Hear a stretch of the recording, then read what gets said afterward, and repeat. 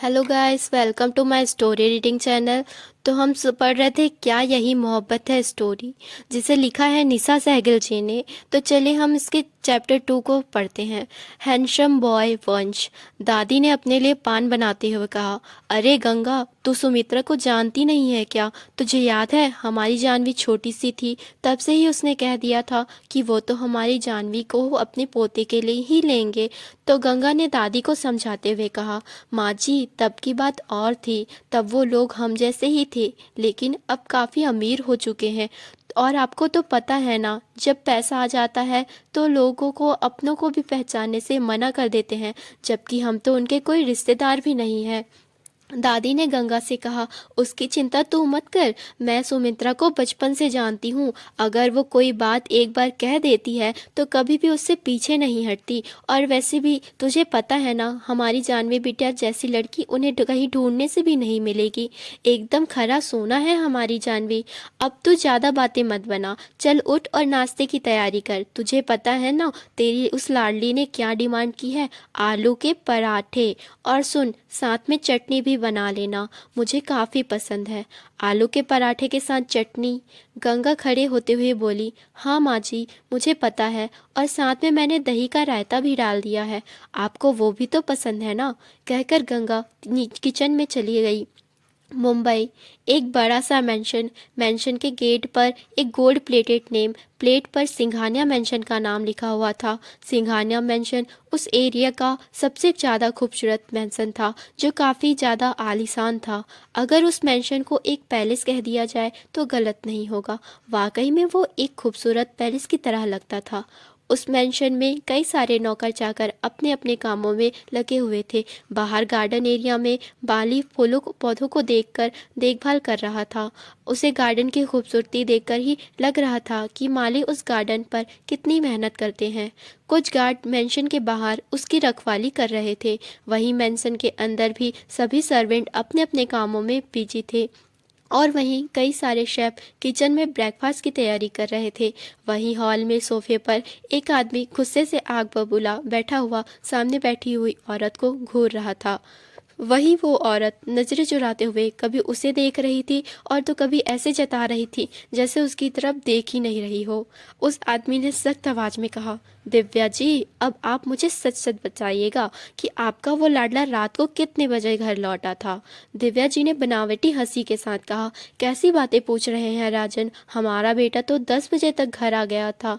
तो राजन जी ने अपना सिर ना में हिलाते हुए कहा, आपका कुछ नहीं हो सकता दिव्या जी, आपको तो झूठ भी बोलना नहीं आता। साफ दिख रहा है आपके चेहरे से कि किस तरह से आपने अपने लाडले बेटे की गलती पर पर्दा डाल रही हैं। लेकिन मैं भी उसका बाप हूँ, उसकी रग रग से वाकिफ हूँ। आज तो उससे मैं बात करके ही रहूँगा। राजन जी आगे भी कुछ कहने वाले थे कि तभी एक लड़की ने आकर पीछे से उनके गले में बाहों डालकर राजन जी के गाल पर किस करते हुए कहा, क्या डैड, सुबह सुबह शुरू हो गए? थोड़ा कम गुस्सा किया कीजिए, वरना आपका बीपी हाई हो जाएगा। राजन जी ने उस लड़की का हाथ पकड़कर उसे अपने सामने करते हुए कहा, सिम्मी, अब तुम भी ना अपने भाई की गलती पर पर्दा डालने की कोशिश मत करना। कहाँ है वो वैसे तुम्हारा भाई? सिम्मी ने राजन जी के सामने टेबल पर बैठते हुए कहा, डैड, भाई तो अभी सो रहे हैं और मुझे नहीं लगता अगले 2-3 घंटे तक वो जागने वाले हैं। राजन जी ने चिढ़ते हुए कहा, जब रात को 2-2 बजे तक घर लौटेगा तो सुबह 12 बजे से पहले कहाँ उठेगा वो? जाओ और जाकर अपने भाई को बुला कर लेकर आओ। सिम्मी ने मुंह बनाते हुए कहा, मैं नहीं जा रही उन्हें जगाने के लिए। आपको नहीं पता, अगर उन्हें गहरी नींद से कोई जगाए तो उनका गुस्सा भी उस जगाने वाले को ही सहना पड़ता है, और मुझे भाई के गुस्से से डर लगता है।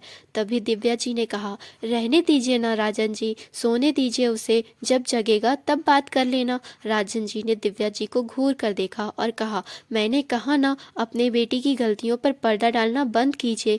और सिम्मे, तुम जाओ, जाकर जगाओ उसे। अगर वो तुम्हें कुछ कहता है तो मुझे बताना, फिर मैं उसे सीधा करता हूँ। अब सिम्मी बेचारी दोनों तरफ से फंस गई थी। अगर वो अपने भाई को जगाने जाती तो उसे अपने भाई का गुस्सा झेलना पड़ता, और अगर नहीं जाती तो उसे उससे डैड का गुस्सा झेलना पड़ता। थक हार कर वो टेबल से उठी और बेचारे वाली शक्ल बनाते हुए कहा, सबसे छोटी हूँ ना, इसलिए सब मुझ पर ही रौब झाड़ते रहते हैं। कहकर सिम्मी सीढ़ियों की तरफ चली गई। कुछ देर बाद सिम्मी एक रूम के डोर पर के सामने खड़ी थी। उसने डोर नॉक करने के लिए जैसे ही हाथ उठाया तभी कुछ सोचकर कहा, डोर नॉक करूं कि नहीं करूं? डैड को बोल दूंगी कि मैंने तो डोर नॉक किया था और भाई ने नहीं खोला, भले ही मैं दोनों की डांट सुनूं। सोचकर सिम्मी जैसे ही वहां से जाने लगी तभी उसके कदम रुक गए और उसने वापस पलटकर डोर की तरफ देखा और कहा, मेरा भाई हमेशा ही मुझ पर रौब झाड़ता है, तो आज ही मौका मिला है इन्हें डैड से डांट पड़वाने का, और इस मौके को मैं अपने हाथ से कैसे जाने दूं। सोचकर सिम्मी ने जोर से डोर नॉक किया, लेकिन डोर शायद अंदर से लॉक नहीं था, इसलिए हल्के से प्रेस करने से ही डोर ओपन हो गया। इसी मेंशन के बड़े से एक और लग्जरियस बेडरूम में किंग साइज बेड पर एक डैशिंग सी पर्सनालिटी बेड के बल सो रहा था। इस वक्त उसने सिर्फ ब्लैक कलर की वेस्ट और ब्लैक कलर का ट्राउजर पहना हुआ था। उस लड़के की मस्कुलर बॉडी काफ़ी ज़्यादा हॉट नज़र आ रही थी और सोते हुए उसके बाल बिखर कर उसकी फोरहेड पर को कवर कर रहे थे, जिससे उसका फेस बहुत ही ज़्यादा चार्मिंग लग रहा था। उसकी बैक पर लेफ्ट साइड में एक टैटू बना हुआ था जो उसे एक किलर लुक देने के लिए काफ़ी था। उस हैंडसम लड़के के कमर तक के हिस्से को एक पतली सी ब्लैक कलर के ब्लैंकेट ने कवर किया हुआ था। उसे देखकर ही लग रहा था कि वो लड़का बहुत ज़्यादा गहरी नींद में है और सोते हुए उसका चेहरा बहुत ज़्यादा शांत लग रहा था। सिम्मी ने रूम में आकर सबसे पहले बेड की तरफ देखा, जहाँ पर सो रहे उस लड़के को देखकर उसके फेस पर एक शरारती वाली स्माइल आ गई। वो बेड की तरफ गई और बगल में ही खड़ी होकर अपनी कमर पर हाथ रखकर उसने उस लड़के को अपनी खुरापाती नज़रों से देखने लगी। ये लड़का कोई और नहीं, वंश सिंघानिया था।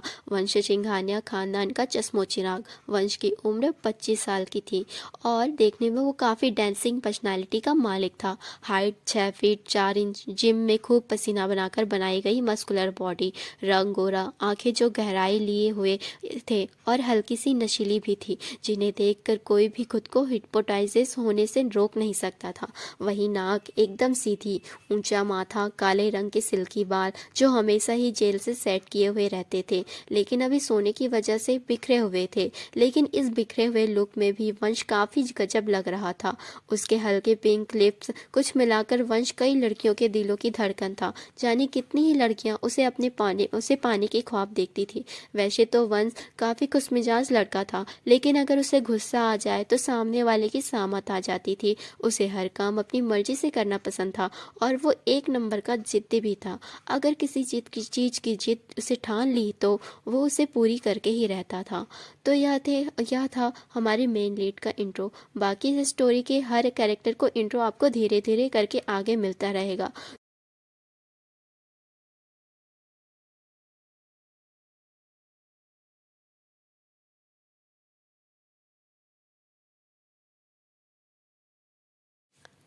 आगे की स्टोरी अगले चैप्टर में।